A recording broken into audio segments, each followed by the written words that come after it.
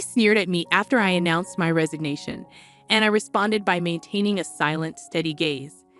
Our conversation had revolved around the company's decision to cut labor costs, with particular disdain aimed at those supposedly exploiting overtime pay. Tom, too, seemed to relish the notion of trimming expenses. A week later, my phone incessantly rang with calls from the company. Upon answering, the president inquired sharply, "Who exactly are you?" I couldn't help but scoff mockingly at the president's question. In response, I introduced myself as Lily Johnson, a 59-year-old employee with 37 years of dedicated service since my college graduation. I explained our company's role in providing administrative services, particularly catering to busy company presidents handling clerical work. Specializing in tax-related matters, I proudly managed 45 clients, a responsibility that had grown overwhelming despite the assistance of a part-timer. Despite the challenges, I couldn't show any sign of weakness. Our clients were long-standing relationships, and their adversities fueled my determination. Today, as I sat in front of my computer, the relentless harassment from Tom and Emily weighed heavily on my mind. Tom, 7 years my junior and now the head of the tax department, had drastically changed his demeanor 3 months ago upon promotion. His once polite tone was replaced with condescension and complaints, making every interaction a struggle. Even when I countered, he remained unfazed, instructing me to consult the manual for guidance and warning against unnecessary actions. Emily, Tom's assistant, joined in the harassment, criticizing my efficiency and mocking my rank and file status. Despite being the first to decline a promotion to department head, a fact unknown to Tom and Emily, I committed to completing my regular duties. Their harassment persisted, with Tom accusing me of increasing overtime, branding it a waste. Emily echoed his sentiment, sighing as she claimed my constant overtime was dragging down the entire tax department's performance. The recent cause of my overtime was Tom unexpectedly leaving a month's worth of client files on my desk to be filed by the end of the month after work. My face drained of color as I glanced at the files before me. "Wait, these all have deadlines this month, right?" I uttered in confusion. However, before I could grasp the gravity of the situation, Tom was already packing up his desk, completely uninterested in addressing my concerns. "I'm heading out. Take care with that," he casually remarked as he swiftly left the office, leaving me with a pile of urgent tasks. Emily followed suit, adding insult to injury with a mocking laugh. The incredulity of the situation weighed on me, and I sighed heavily as I opened the client files scattered on my desk. To my dismay, some of the files were originally Emily's responsibility. The realization deepened my sigh. I understood why Tom had been subjecting me to relentless harassment. They wanted me to retire quickly. My extensive experience and deeper knowledge in taxation made me a preferred resource for other members of the tax department over Tom. Tom's unapproachable demeanor and unattractive appearance made everyone, except Emily, avoid him. It seemed Emily's proximity to him was strategic, driven by Tom's preference for younger female employees. The shallow nature of their thinking sent a chill down my spine. Emily's harassment was not just a personal vendetta. She aimed to curry favor with Tom, the one evaluating the tax department's performance. Despite these challenges, I had to manage the declarations. Alongside preparing tax declarations for my assigned companies, it seemed today's workload was far from over. However, claiming overtime would only invite complaints from Tom and Emily, leaving me resigned to the prospect of unpaid extra hours. Then, unexpectedly, I received a summons to the president's office. Our company had recently undergone a change in leadership due to the former president's sudden illness. The new president, the former president's son, wasn't fully acquainted with our company. As I entered the office, I noticed Tom and Emily with unpleasant smirks on their faces. In a tense atmosphere, the president dropped a bombshell. "Lily, we'll need you to resign by the end of this month." My mind spun as I asked for clarification. Tom and Emily had apparently accused me of overbilling for overtime, citing that while others had around 15 hours, I had exceeded 80 hours. The president, oblivious to the true circumstances, seemed impressed with Tom and Emily's zero overtime. The reality of the situation hit me. The inflated overtime was a result of doing Tom and Emily's work. However, revealing Tom's instructions would risk portraying it as my own inability to manage time effectively. I presented the facts, asserting that I hadn't overbilled for overtime but struggled to finish my workload within regular hours. The president sighed deeply, expressing doubt but acknowledging the lack of evidence to pursue the matter further. Nevertheless, he insisted that they couldn't retain someone working at such a slow pace. Resigned to the situation, the president suggested my resignation, and it seemed his mind was made up. Told to leave the company I had devoted 37 years to, I felt a weariness settle in. Despite my dedication, the additional workload from Tom and Emily went unappreciated. I agreed to resign at the end of the month, acknowledging that I had already communicated my decision to the president. As I glanced at Tom and Emily, their vulgar smiles reflected satisfaction. Leaving the president's office, Emily taunted me with a sarcastic, "Thanks for quitting," her sneer cutting through. I responded with a silent stare, facing similar disdain from Tom, who shared his approval of cutting labor costs and labeled me as someone exploiting overtime pay. Observing their cheerful conversation, I pondered the handover process. Creating documents for all my clients, I ensured proper farewells and appointments with those I could meet personally. Unable to schedule a meeting with the president, I resorted to letters to inform them of my successor. A week post-resignation, enjoying a moment of relaxation at home, my mobile phone rang. Seeing the company's call, I hesitated, having already completed social insurance procedures. However, persistent calls from both the company and Tom and Emily's personal mobiles led me to answer reluctantly.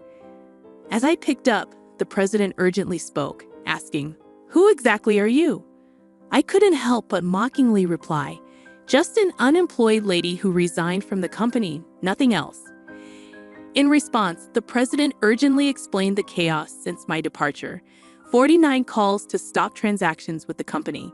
He pleaded for my immediate return, revealing a sense of panic in his tone. Reluctantly, I rose from my seat and made my way back to the company. Upon my arrival, I found Tom and Emily waiting, their faces notably pallid and dark circles underlining their weary eyes. Surprised by their drastic change in appearance, I inquired about what was happening. Tom glared at me and revealed, "Since you left, we've been bombarded with calls to stop transactions, not just from your clients but also from prospective companies we were planning to introduce." "What did you do?" Emily echoed the suspicion, expressing disillusionment at the thought of me resorting to underhanded tactics. Their haggard appearance suggested the toll handling cancellations. While I had not manipulated the clients, I had a hunch about the reason behind the transaction halts. Considering the inevitability of cancellations, I mumbled my thoughts aloud. Tom, however, accused me outright, insisting I had orchestrated something.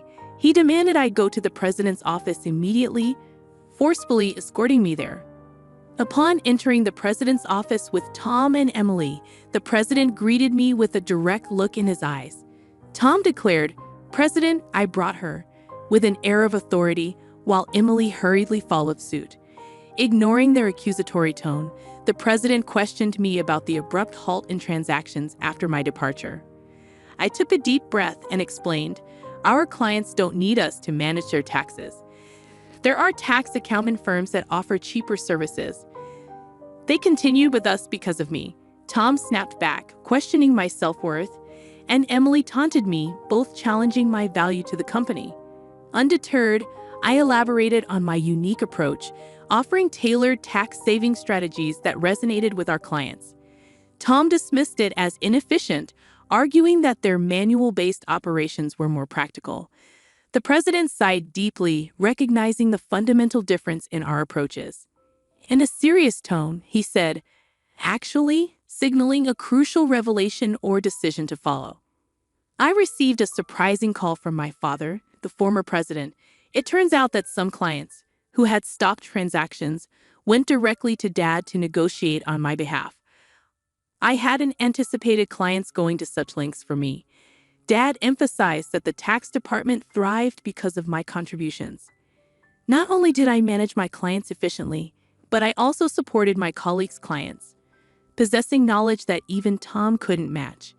Dad disclosed that if I hadn't declined the promotion, I would have held a higher position than a department head by now. The current president expressed regret with a pained expression.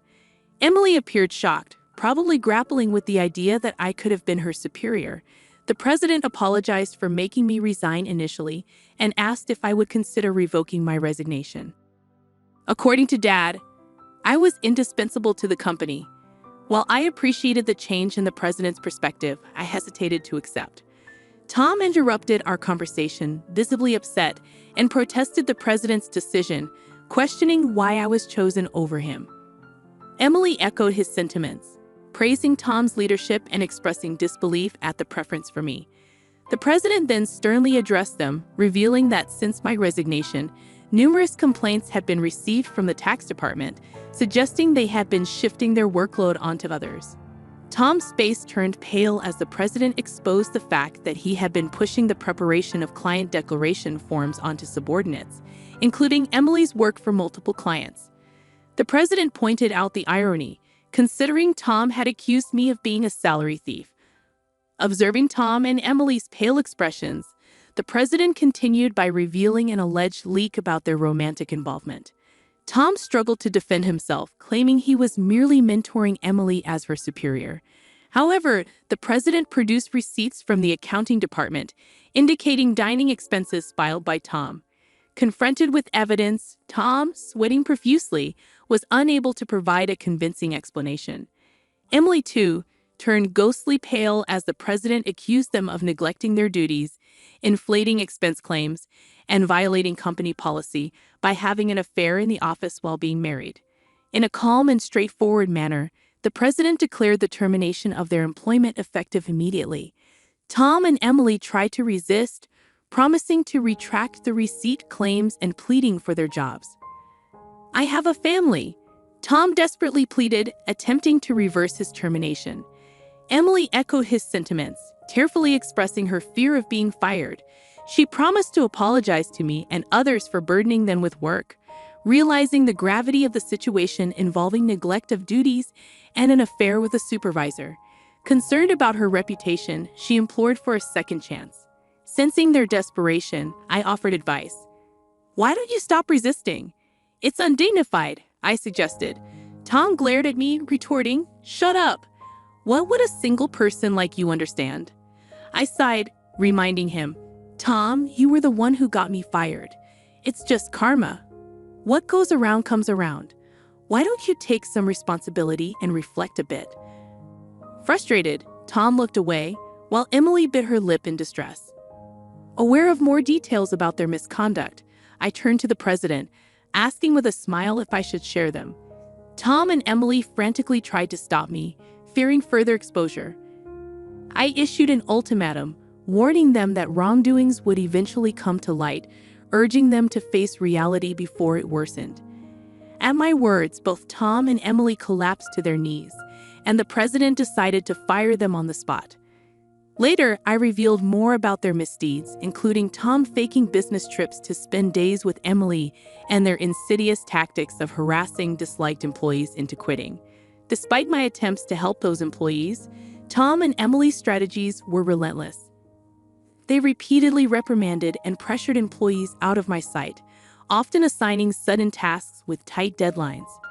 The resigned employees had initially asked me to keep quiet, but since they were now happily working elsewhere, I decided it was time to speak up. The president, furious at my revelations, expressed anger about cutting Tom and Emily's final salary. He planned to thoroughly investigate past inflated expense claims. Tom, with tears in his eyes, begged the president not to cut his salary, fearing the impact on his family. As the truth unraveled, Tom's affair with Emily came to light, leading to Tom's divorce. The two now face claims for compensation in the divorce lawsuit, marking the consequential aftermath of their actions. I became aware of the situation when Tom reached out to me, seeking assistance in persuading the president to reconsider their firing.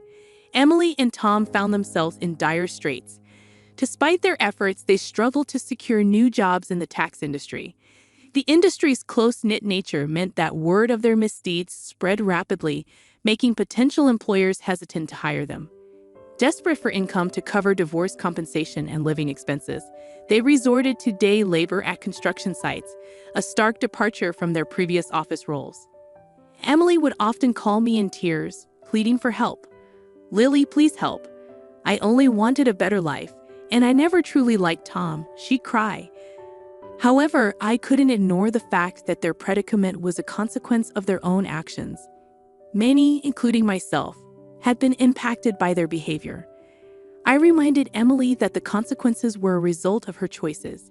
"You can't unring a bell," I told her firmly. Facing hardships was the consequence of her decisions. Emily's despair echoed through her protests. Despite her regrets, the outcome remained unchanged. As for me, I chose to distance myself from the chaos of the corporate world. Despite the president's pleas for my return, I declined. Once told to resign, I had no desire to return. Instead, I found solace in assisting at a friend's tax office, supplementing my income and enjoying a more relaxed lifestyle. In the future, I entertained the idea of starting my own office, where I could serve my clients without the constraints of corporate bureaucracy. In my own space, I could fully dedicate myself to my clients' needs.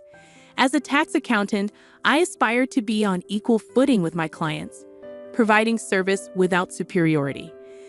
This marked the beginning of a new chapter in my life, one filled with excitement and opportunities to pursue what truly mattered to me. My second life had just begun, and I eagerly anticipated the journey ahead.